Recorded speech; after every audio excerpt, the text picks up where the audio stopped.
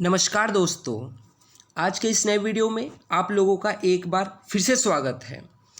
दोस्तों, आज के इस वीडियो में हम भारत के नए न्यू एजुकेशन पॉलिसी के बारे में बात करेंगे और जानेंगे कि हमारा शिक्षा प्रणाली है उसमें क्या बड़ा बदलाव हुआ है। दोस्तों, शिक्षा एक ऐसा ब्रह्मास्त्र, एक ऐसा अस्त्र है जिसके उपयोग से आप दुनिया को बदल सकते हैं। फ्रेंड्स, ये मेरे शब्द नहीं हैं, ये शब्द हैं नेल्सन मंडेला के, और नेल्सन मंडेला किसी पहचान के मोहताज नहीं है। दोस्तों, सच में शिक्षा एजुकेशन जो है उसके बदौलत, उसके हेल्प से हम अपने आप को बदल सकते हैं। उसमें इतनी पावर है और हम दुनिया को भी बदल सकते हैं, और इसीलिए इतना जोर दिया जाता है कि शिक्षा हर किसी के लिए ज़रूरी है और हर किसी को मिलना भी चाहिए, ये उनका मौलिक अधिकार है। तो दोस्तों, आप देख सकते हैं कि छोटी सी बच्ची है और हाथ में जो ये बच्ची ने बोर्ड ले रखा है, राइट टू एजुकेशन, तो यही दर्शा रहा है कि हर किसी का राइट है, एजुकेशन उसको मिले, सबको, हर किसी को। खैर दोस्तों, हम आगे बढ़ते हैं और हम अब एजुकेशन पॉलिसी के बारे में जानेंगे और जानेंगे कि इंडिया कितना खर्च करता है, बाकी जो कंट्रीज है वो कितना खर्च करते हैं एजुकेशन पे, और क्या चेंजेस हुए हैं हमारे एजुकेशन पॉलिसी में। सो दोस्तों, ये जो है नया एजुकेशन पॉलिसी आया है, ये काफ़ी लंबे समय के बाद आया है। इससे पहले 34 वर्ष पहले आया था, यानी कि सन 1986 में। तब देश के प्रधानमंत्री थे राजीव गांधी। और दोस्तों, भारत आज़ाद हुआ है तब से लेकर आज तक सिर्फ 3 ही बार भारत में नेशनल एजुकेशन पॉलिसी लाया गया है। पहली बार लाया गया था सन 1968 में, यानी 1968। तब देश की प्रधानमंत्री थी मैडम इंदिरा गांधी। देन 1986 में लाया गया, तब देश के प्रधानमंत्री थे राजीव गांधी। और दोस्तों, इसी 86 वाले पॉलिसी में कुछ माइनर चेंजेस किए गए थे 1992 में, बट जो ऑन द लार्ज ये सेम था। इसलिए हम इसको एक नया एजुकेशन पॉलिसी नहीं मानते हैं, क्योंकि जो इसका बेसिक स्ट्रक्चर था वो 86 वाला ही रिटेन किया गया था, कुछ माइनर चेंजेस किए गए थे। अब दोस्तों, जो पहली बार एजुकेशन पॉलिसी आया था आज़ाद भारत में, वो आया था 1968 में।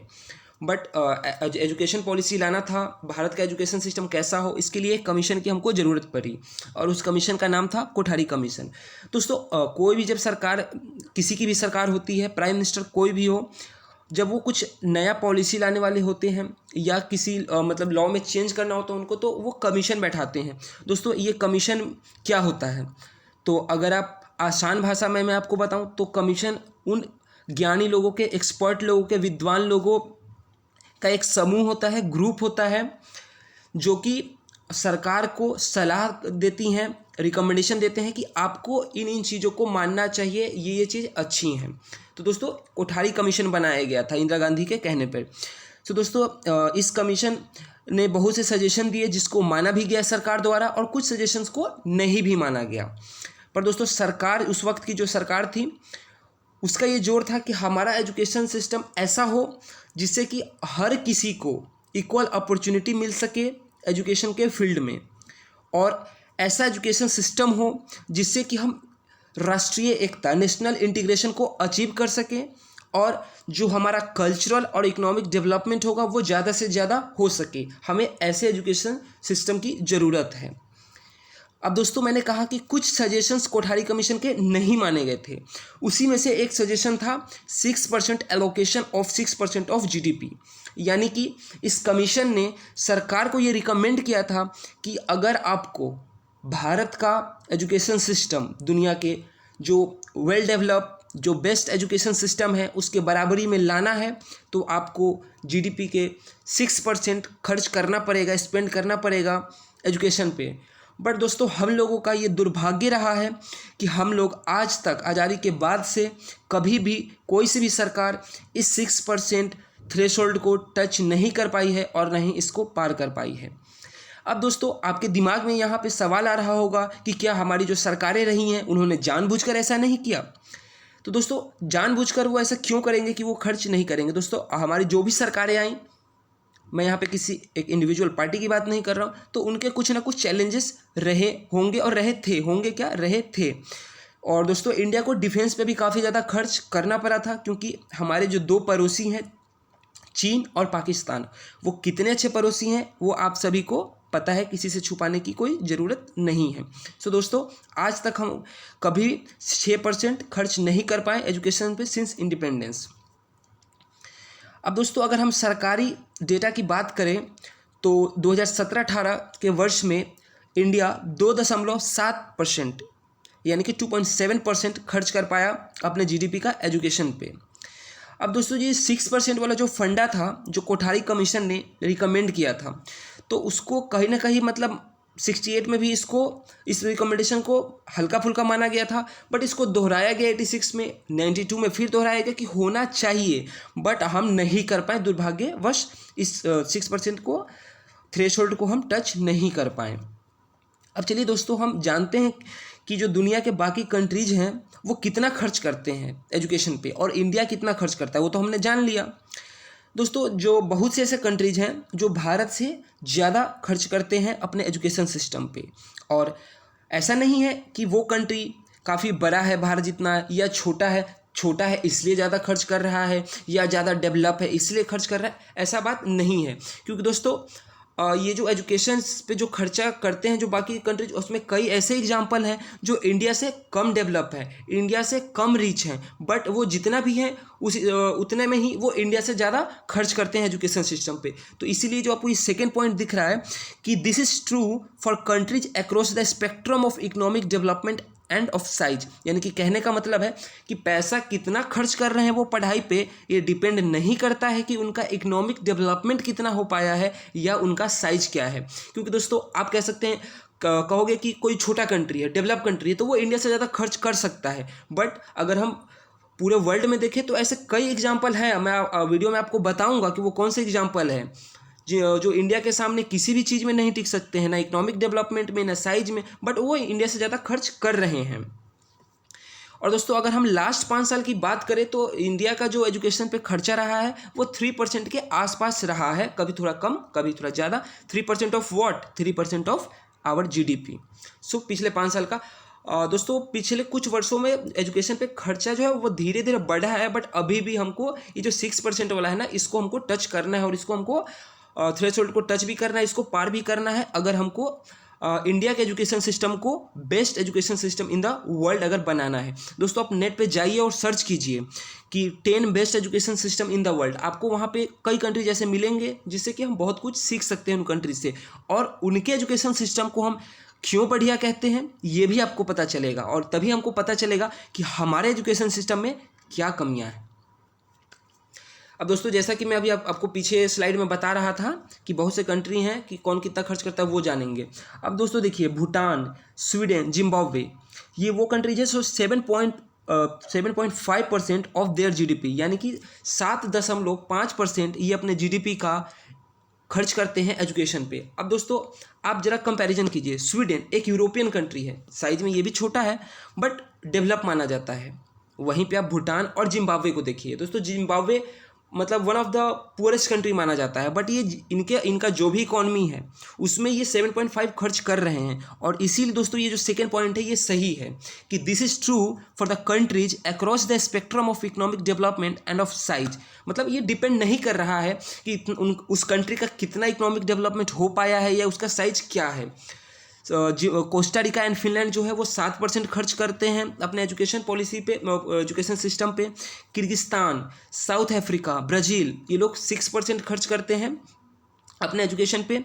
यूके, नेदरलैंड, पैलेस्टीन, देखिए दोस्तों, पैलेस्टीन को देखिए, ये भी 5.5 खर्च कर रहा है। इंडिया के सामने पैलेस्टीन किसी भी चीज़ में मतलब पैलेस्टाइन और इंडिया का तो कंपैरिजन ही नहीं किया जा सकता है, बट फिर भी पैलेस्टाइन जो है वो 5.5% एजुकेशन सिस्टम पे खर्च कर रहा है।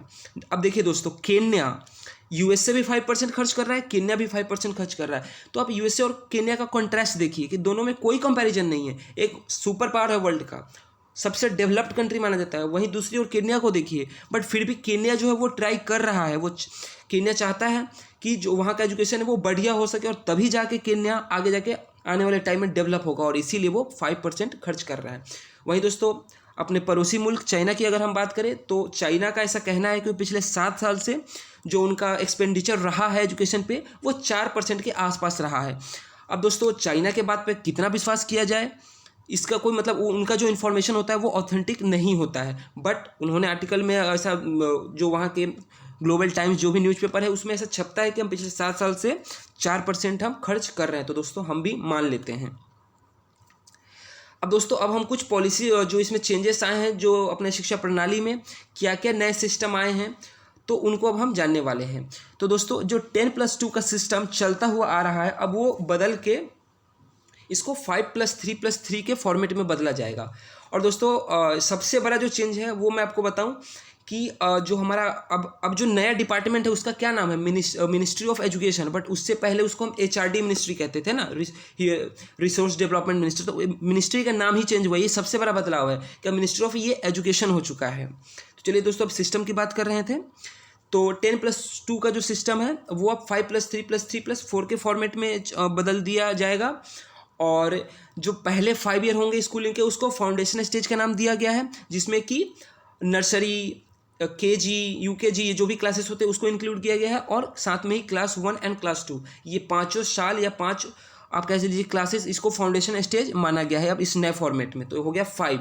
अब +3 एंड +4 क्या है, तो दोस्तों जो नेक्स्ट 3 ईयर्स है यानी कि class 3rd, class 4th and class 5th इसको प्रिपरेटरी स्टेज माना गया है, इसीलिए ये दूसरा 3 है वो 3 to 5 को डिनोट कर रहा है।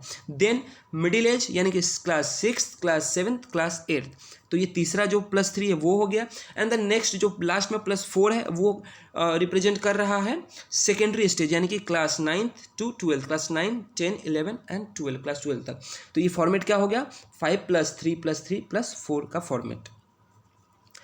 अब दोस्तों अब जो नया पॉलिसी आया है उसमें क्या होगा कि जो हमारा ये स्ट्रीम वाला एक कॉन्सेप्ट रहा है ये काफ़ी रिजिड रहा है। अब दोस्तों हम लोग जब 10th का एग्ज़ाम देते हैं बोर्ड का, हमारा रिजल्ट आता है उससे पहले ही हमको घर में, स्कूल में या हमारा खुद का भी अगर मन होता है तो हम बोलते हैं कि अगर हमारे 90% 95% आ जाएंगे तो मैं साइंस ले लूँगा, जिसके कम नंबर आते हैं वो कॉमर्स ले लेता है। पर दोस्तों ये रियलिटी नहीं होता है, जिसके कम नंबर आए हैं उसको भी साइंस पढ़ने का राइट है, वो पढ़ सकता है। एंड जिसके 99% भी आए हैं वो आर्ट्स क्यों नहीं पढ़ सकता है, बट क्योंकि हमारा ऐसा स्ट्रक्चर है हमारे सोसाइटी का, हमें घर में ऐसा सिखाया जाता है, स्कूल में सिखाया जाता है कि जिनके 90 से अबव आए वो साइंस पढ़ेंगे, यानी कि वो physics, chemistry, biology, mathematics, computer science ये पढ़ेंगे। जिनके उससे कम आए हैं वो कॉमर्स पढ़ेंगे। और जिनको निकम्मा कहा जाता है, दोस्तों मैं निकम्मा नहीं करूँ, ये मेरे शब्द नहीं हैं, बट जिनके बहुत कम नंबर आए होते हैं उनको कहा जाता है कि तुम तो आर्ट्स ही ले लो, तुम तो साइंस और कॉमर्स के लायक ही नहीं हो। तो ये जो एक स्ट्रक्चर है ना ये काफ़ी ज़्यादा रिजिड है। तो अब इसी रिजिड स्ट्रक्चर को तोड़ने का काम किया जाएगा, यानी कि अगर कोई साइंस ले रहा है बट उसको पॉलिटी या हिस्ट्री, ज्योग्राफी अगर बढ़िया लगता है, अगर उसको पसंद है तो वो पढ़ सकता है। अभी ऐसा नहीं है, अभी अगर मैंने साइंस लिया है तो मुझे class 11th and class 12th में दोनों ही क्लास में मुझे फिजिक्स, केमिस्ट्री, और अगर मैंने मेडिकल लिया है तो बायोलॉजी यही पढ़ना होगा, मुझे हिस्ट्री का ऑप्शन या ज्योग्राफी का ऑप्शन नहीं मिलेगा। तो ये काफ़ी रिजिड है, अब इसमें चेंजेस आने वाले हैं। तो इसीलिए यहाँ पे लिखा हुआ है कि the students can take up whichever courses they want, यानी कि अब वो क्या चाहते हैं वो अपने हिसाब से ले सकते हैं। अब क्योंकि इस रिजिड फॉर्मेशन को, ये जो स्ट्रीम वाला जो कॉन्सेप्ट है इसको हम इससे थोड़ा बदलाव किया जाएगा।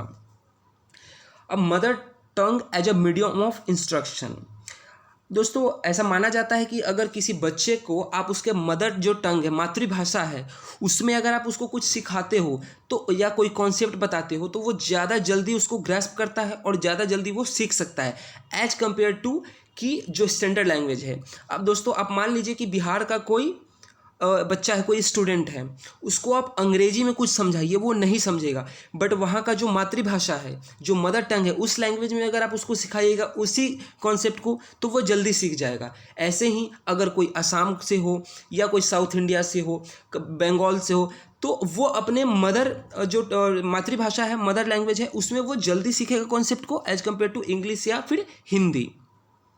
और दोस्तों अब इसमें यह भी कहा गया है कि क्लास 5th तक एटलीस्ट कम से कम जो मीडियम ऑफ इंस्ट्रक्शन हो वो मातृभाषा में हो, यानी कि जो समझाने का जो जरिया हो वो मातृभाषा के द्वारा ही समझाया जाए। और अगर हो सके तो क्लास 8 और उसके बियॉन्ड भी इसको इम्प्लीमेंट किया जाए। और दोस्तों ये public school and private schools, यानी कि जो गवर्नमेंट जो रन स्कूल है, गवर्नमेंट के अंडर है, और जो प्राइवेट स्कूल्स है, ये दोनों के लिए ही अनिवार्य है। अब दोस्तों मल्टी डिसिप्लिनरी अप्रोच, इसका क्या मतलब है? तो दोस्तों हमारा जो सिस्टम है और खासकर हायर एजुकेशन का, तो उसमें stand alone higher education institute का एक कॉन्सेप्ट है। ये कॉन्सेप्ट अगर आपको समझना है तो आप समझिए, जैसे कि आप इंजीनियरिंग कॉलेज को ले लीजिए कि आप इंजीनियरिंग कॉलेज में गए हैं एंट्रेंस एग्जाम देकर, तो वहाँ पे आप इंजीनियरिंग कॉलेज की इंजीनियरिंग की पढ़ाई कर रहे हैं, तो वो भी एक रिजिड माना जा रहा है। अगर आपको इंजीनियरिंग के साथ साथ आपको हिस्ट्री पसंद है, ज्योग्राफी पसंद है, सोशियोलॉजी पसंद है, मतलब इंजीनियरिंग के उस पर्टिकुलर सब्जेक्ट के अलावा आपको जो भी सब्जेक्ट पढ़ना है, आपको पसंद है, आप वहाँ नहीं पढ़ पाएंगे, उसको आप या तो घर पे पढ़ेंगे, या मतलब कहने का मतलब कि आपको कॉलेज ऑप्शन नहीं देगा, यूनिवर्सिटी ऑप्शन नहीं देगा कि आप इस सब्जेक्ट को भी पढ़िए, यानी कि वो स्टैंड अलोन है। अगर आप इंजीनियरिंग कर रहे हैं तो इंजीनियरिंग ही कर रहे हैं, तो उसी को ब्रॉड बेस और फ्लेक्सिबल लर्निंग के तरफ इसको मोड़ा जाएगा। और जो ये स्टैंड अलोन जो हायर एजुकेशन जो इंस्टीट्यूट है, इनको धीरे धीरे करके फेज आउट कर दिया जाएगा 2030 तक, और इनको मल्टी डिसिप्लिनरी बनाया जाएगा। और एक कॉलेज को कहा जाएगा, जितने भी कॉलेजेस है, कि आप इसी पे फोकस कीजिए कि आप स्टैंड अलोन वाला जो ये कॉन्सेप्ट है इससे हटिए और अपने आप को मल्टी डिसिप्लिनरी एजुकेशन सिस्टम में आप अपने आप को ढालिए, ताकि अगर वहाँ पे कोई इंजीनियरिंग कर रहा है और उसको कोई और सब्जेक्ट पढ़ना है तो वो पढ़ सके। अब दोस्तों आगे है exit option in degree courses. अब दोस्तों इसको आप समझिए कि जैसे मैं ग्रेजुएशन कर रहा हूँ, और मेरा ग्रेजुएशन अगर मैं बीएससी कर रहा हूँ डीयू से, तो मेरा 3 साल का कोर्स होगा। अगर मैं इंजीनियरिंग कर रहा हूँ तो मेरा 4 साल का होगा। तो दोस्तों किसी भी वजह से, वो फाइनेंशियली वजह हो सकता है, या मेरे साथ कुछ ऐसा पर्सनल प्रॉब्लम हो जाए जिसकी वजह से मुझे 1 या 1.5 साल मैंने पढ़ाई की है ग्रेजुएशन की, और उसके बाद मैंने एग्जिट कर दिया, यानी मुझे छोड़ना पड़ा, ड्रॉप करना पड़ा, तो दोस्तों मुझे कोई ग्रेजुएशन की डिग्री नहीं मिलेगी, यानी कि अब मुझको सिर्फ 12th लेवल तक का ही माना जाएगा। और अगर मुझे मुझे अपने आप को ग्रेजुएट कहलवाना है तो मुझे फिर से स्टार्ट करना पड़ेगा, यानी कि अगर जो मैंने 2 साल पढ़ा है उसकी कोई वैल्यू नहीं है। अगर मेरे को ग्रेजुएट होना है तो मुझे फिर से ग्रेजुएशन में एडमिशन लेना होगा, और 3 या 4 साल जितने का जो कोर्स है उसको मुझे पूरा करना पड़ेगा। तो दोस्तों अब इसमें थोड़ा चेंजेस किया जाएगा। और अगर आप 2 या 3 साल के बाद ड्रॉप करते हैं, तो अगर आप 2 साल के बाद ड्रॉप करते हैं तो आपको एक सर्टिफिकेट दिया जाएगा डिप्लोमा का। 3 साल का अगर आप ड्रॉप करते हैं तो आपको बैचलर डिग्री का आपको सर्टिफिकेट प्रोवाइड किया जाएगा। बट दोस्तों जो प्रेफर्ड ऑप्शन होगा वो 4 ईयर का मल्टी डिसिप्लिनरी बैचलर प्रोग्राम होगा, यानी कि अब जो 3 साल के भी जो भी कोर्सेज है उनको भी अब आगे 4 साल का किया जा सकता है। और ऐसा इसलिए ताकि 3 साल तक वो प्रैक्टिकल के साथ साथ थियोरेटिकल भी पढ़ाई कर रहे हो, लेकिन जो 4th ईयर होगा उसमें प्रैक्टिकल पे ज़्यादा जोर दिया जाएगा, रिसर्च एंड डेवलपमेंट पे ज़्यादा जोर दिया जाएगा। सो दोस्तों आज के इस वीडियो में बस इतना ही। वीडियो कैसा लगा आप कमेंट करके ज़रूर बताएं, और वीडियो अगर पसंद आया हो तो आप वीडियो को ज़्यादा से ज़्यादा लाइक करें, कमेंट करें, शेयर करें।